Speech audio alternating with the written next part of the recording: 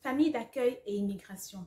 La famille d'accueil est-elle un incontournable pour un processus d'immigration réussi? Tu sais, la famille d'accueil, c'est un membre de ta famille, ça peut être un ami, ça peut être un proche qui est déjà installé dans le pays dans lequel tu veux immigrer et qui t'accueille, qui t'héberge les premières semaines, les premiers mois et qui t'aide dans les démarches. La question que je me pose, c'est si il faut forcément encore aujourd'hui avoir une famille d'accueil pour immigrer et s'intégrer réellement.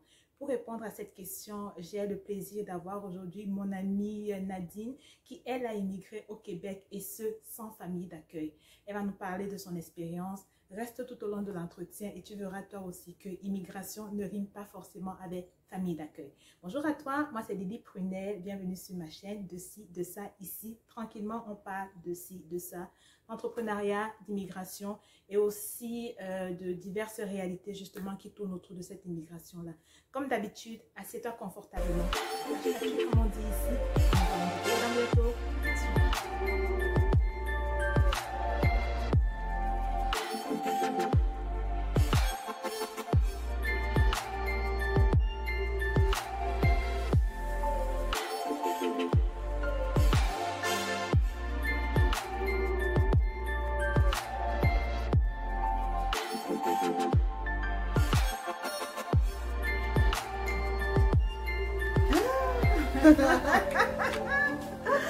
Ok, donc rebonjour. Comme je disais tantôt, aujourd'hui, on va parler de famille d'accueil et d'immigration. Et avec moi, j'ai mon amie Nadine. Bonjour Nadine. Bonjour Linda, bonjour tout le monde. Voilà, Nadine en fait a immigré au Québec et ce, sans famille d'accueil. Elle va nous parler un peu de son expérience. Pour commencer, tu vas peut-être te présenter d'où tu viens, quel est ton parcours. D'où je viens, avant le Québec, j'étais à Paris, Okay. et avant ça au Cameroun. Donc j'ai fait mes études universitaires à Paris, j'ai travaillé à Paris, puis j'ai immigré à Québec où je travaille toujours dans le même domaine, informatique, et puis voilà quoi. D'accord. Et tu es arrivé au Québec il y a à peu près 4 ans. Presque 4 ans, ouais. Voilà, il faut quand même... 4 ans. Ok. Il faut quand même dire que tu as vécu longtemps à Paris. Presque 20 ans. Presque... Ah oui, chapeau. Oh, c'est rien. Donc, tu avais un tissu social, un emploi bien intégré, tout va bien. Pourquoi est-ce que tu décides de venir au Québec? Pourquoi est-ce que tu décides d'immigrer? Est-ce que c'est un projet que tu nourris? Comment est-ce que ça se passe? Non, c'est pas du tout un projet, vraiment pas. Ça se fait limite tout seul parce que je discute avec des amis à moi qui vivent à Repentigny dans la banlieue montréalaise. Et ils me disent, quand tu viens pas t'installer ici, écoute, Paris, on connaît tous et tout. Je me dis, ouais, pourquoi pas, mais sans conviction. Et je rencontre, c'était en 2015, et puis à rentrée 2015, je rencontre le recruteur de la boîte de mon ami qui vit à Repentigny. Et il me dit, pour le moment, je n'ai pas de poste, mais voilà. Il me recontacte en début 2016, avril-mai. Il me demande si je suis intéressée par le Canada. Je dis, ouais, pourquoi pas. Mais vraiment, voilà. Ce n'est pas un projet d'immigration. Non, vraiment pas, parce que je suis en train de changer de boîte déjà à Paris. Je viens de déménager. Je suis vraiment pas en mode, je pars quelque part, quoi. Je reste à Paris.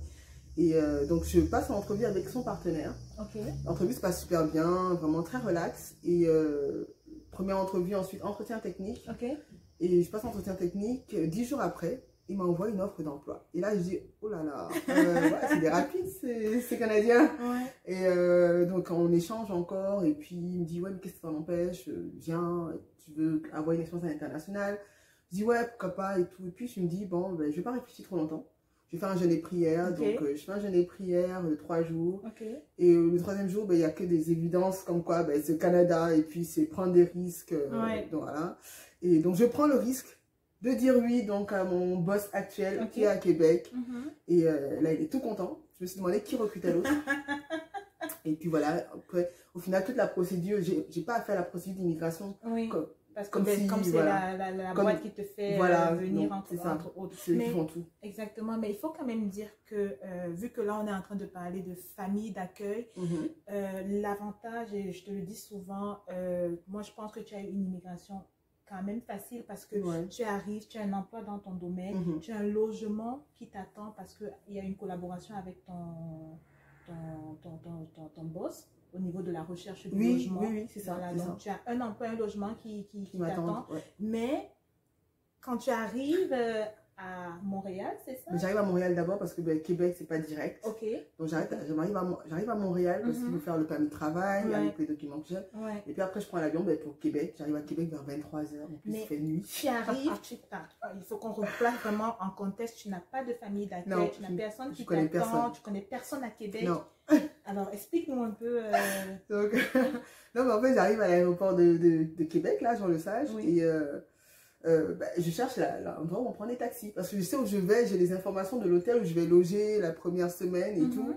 Donc, je prends le taxi, et puis j'arrive à l'hôtel, je vais à l'accueil, et puis on me donne ma chambre. Et tu restes là combien de temps à l'hôtel? Je suis restée 5 jours, du lundi au vendredi. Oui. Et je pense que tu commençais le travail... Je commençais le travail 3 jours après. 3 jours après. Donc, directement, tu as... J'ai eu 3 jours de vacances, si je peux dire ça, parce que j'ai quasiment pas eu de vacances à Paris, donc j'ai limite enchaîné. J'ai fini ma mission, il fallait préparer le déménagement, donc c'était vraiment la course. Mais quand tu arrives justement à Québec, tu es logé à l'hôtel, tu as déjà un logement aussi qui t'attend. Mais est-ce que tu appréhendes? Comment ça se fait? Est-ce que tu as je sais pas moi, comment tu fais pour les premières démarches? Comment est-ce que ça se passe en fait? En fait, là où c'est vraiment top, c'est que mes amis de Repentigny, je les appelle en fait le lundi et je leur dis, je suis là. Et ils me croient pas. Et puis le mari de ma copine me dit, j'arrive mardi matin. Donc il a pris la route de Repentigny jusqu'à Québec. Il est arrivé le mardi à 9 h. Mes valises arrivaient le mardi. Donc on allait récupérer mes valises à l'aéroport. On allait faire mon AS. On allait ouvrir mon compte, prendre mon téléphone. C'est l'assurance sociale. Voilà. On allait faire mon assurance sociale. On ouvre mon compte en banque. Je prends mon téléphone. En fait, en gros, on va visiter mon appart pour voir ce qu'il y a à faire et tout. Donc le mardi, on fait quasiment tout. On passe même au siège de ma boîte. Et donc voilà, tout s'est fait ce mardi-là. Ok, donc... je commençais le mercredi. Et waouh, quand même. Quand même rapidement. Quand même rapidement. Maintenant, disons que, comment dire ça, tu arrives, bon, tu as quand même un avantage parce que tu as quand même des amis. Tu n'habites pas chez des personnes, c'est-à-dire tu n'as pas, la famille d'accueil en elle-même, elle n'existe pas.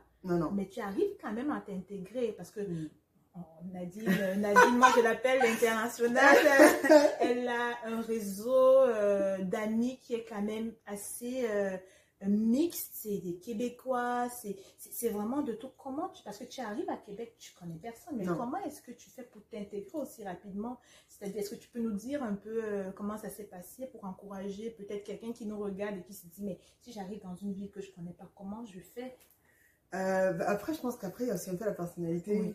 Ça joue pas mal parce que moi, je suis venue, je connaissais personne. Je n'avais pas peur en tant que tel. Le jour où je commence le travail, on a un 5 à 7 dans la boîte et je rencontre mes 2 premières amies ce jour-là.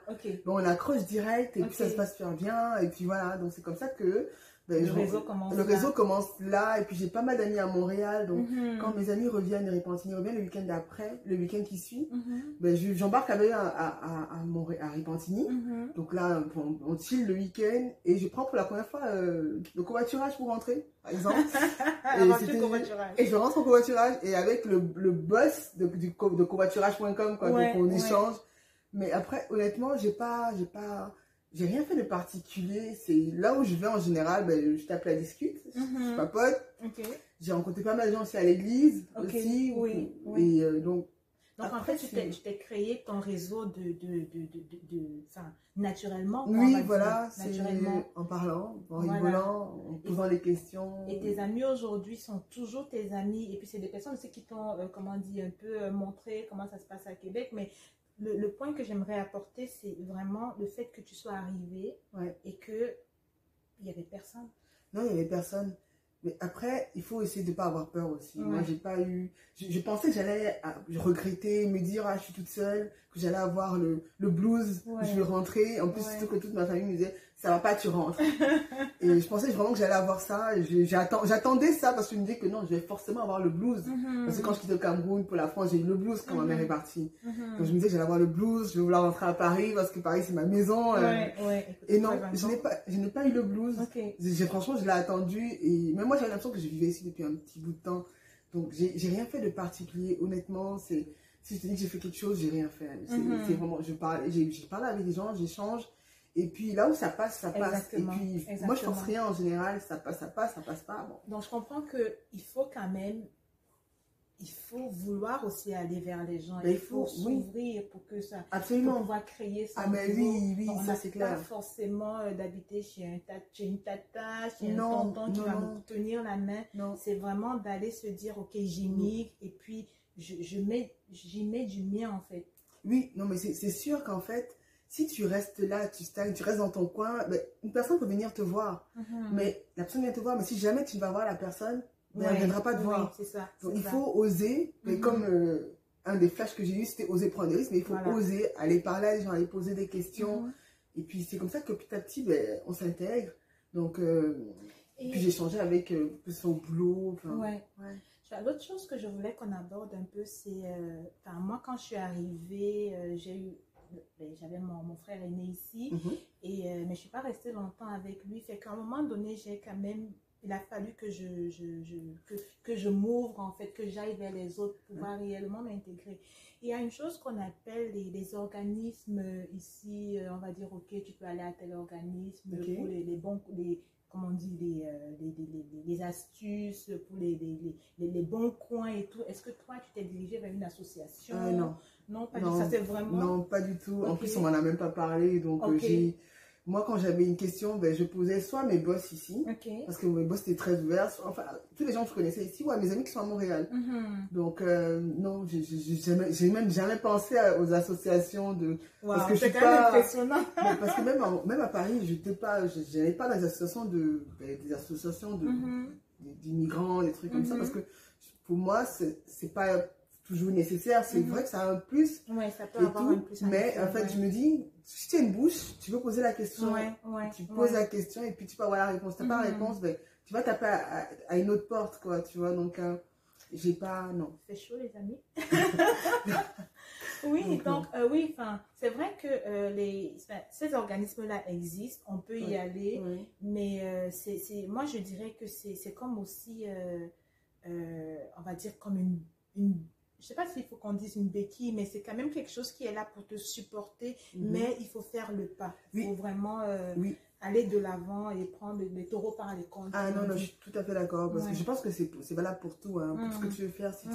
Si tu ne donnes pas de toi-même, si tu ne te lances pas, si tu ne t'accroches pas, ben, même un organisme qui peut t'aider, s'il sent qu'il n'y a pas de désir personnel, de ton côté, il va faire le minimum, et puis après le reste, peut-être que tu n'auras pas tous les avantages, parce que tu es resté dans ton coin, tu vas se fermer, mais on ne peut pas rester fermé dans un... Non, on ne peut pas.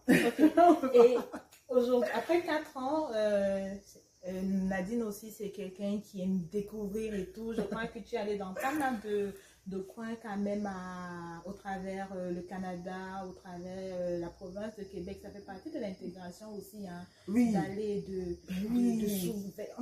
Oui, moi j'aime voyager. J'aime voyager et... franchement, je trouve qu'elle dit que j'ai découvert, mais j'ai pas... il y a encore plein de choses à voir. Oui, le Canada, c'est grand. J'ai pas fait. Même au Québec, j'ai pas encore tout vu. Enfin, j'ai pas encore tout vu. Mais non, il faut... ça fait partie de l'intégration. Moi, je pense vraiment que ça fait partie de l'intégration. Je trouve ça dommage d'être quelque part, et de rester dans son coin, de ne fréquenter que les gens de son pays, des trucs comme ça. Je pense que ça n'aide pas à l'ouverture. Ça, évidemment, c'est selon moi. Et pour terminer, si tu veux donner un conseil à quelqu'un qui aimerait immigrer, tu sais, moi je viens du Cameroun aussi, je me souviens à l'époque quand on voulait voyager dans un pays, on se rassurait qu'on avait soit un membre de la famille là-bas, parce qu'on se dit que ok, c'est peut-être prudent, on a quelqu'un qui va nous diriger, mais est-ce que c'est un frein vraiment? Je veux dire, si on n'a pas quelqu'un quelque part, si on n'a pas un point de chute, quel conseil tu peux, suite à ton expérience, quel conseil tu peux donner à quelqu'un qui veut aller dans un pays, mais qui n'a vraiment aucun point de chute? Mais moi, j'aurais tendance à dire que comme j'ai fait les deux, quand j'arrive en France, je vais chez les amis et parents. Je vais au Canada, je n'ai personne. Donc moi, je pense vraiment que le fait de ne pas avoir de famille d'accueil dans le pays où on veut aller ne doit pas être un frein. Exactement. Il faut oser, il faut aller et se dire que au moins j'ai pris le risque d'y aller et je n'aurai pas de regrets. Parce que se freiner parce qu'on ne connaît personne, j'ai envie de dire non. On peut passer à côté de quelque connaître, chose. Même dans l'avion, le voisin peut devenir comment dire ça, un partenaire d'aventure et tout, qui peut aider à faire tellement de choses. Donc, non, pour moi, vraiment, ne pas avoir de famille d'accueil dans le lieu où on souhaite aller ne peut pas être un frein. Voilà, je crois que ça c'est un bon mot. Ça c'est un bon mot pour terminer.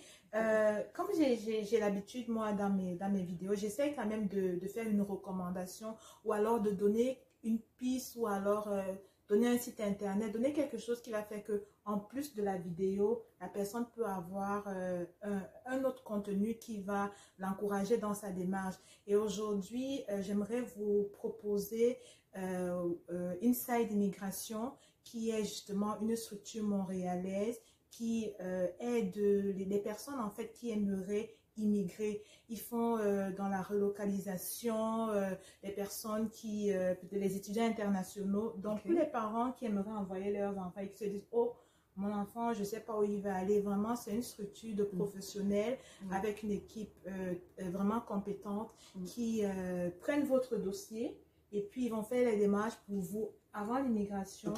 Ils vont vous chercher à l'aéroport et puis vous conduisent même après l'immigration si vous avez des questions.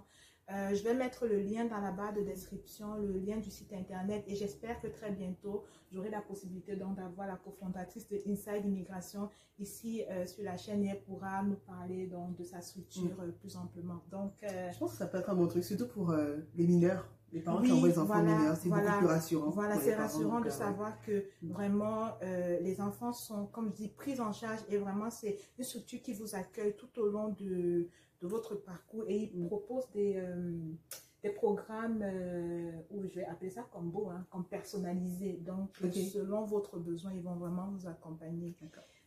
Donc, écoute Nadine, merci beaucoup. De rien. Et, merci pour de nous avoir partagé ton expérience. L'idée, ma petite expérience. C'est une petite expérience, mais je pense que c'est une expérience qui va quand même apporter un plus à plusieurs personnes, je veux dire. Donc, on va se laisser ici. J'espère que ce contenu t'a plu et que tu as pu comprendre, toi, si tu veux immigrer, que franchement, ne t'inquiète pas pour la famille d'accueil. Viens comme tu es, ta personnalité, et puis donne-toi des moyens et tout va bien aller. Donc, sur ce, je nous laisse. Et on se dit à très bientôt sur une prochaine vidéo. Au revoir. Bye.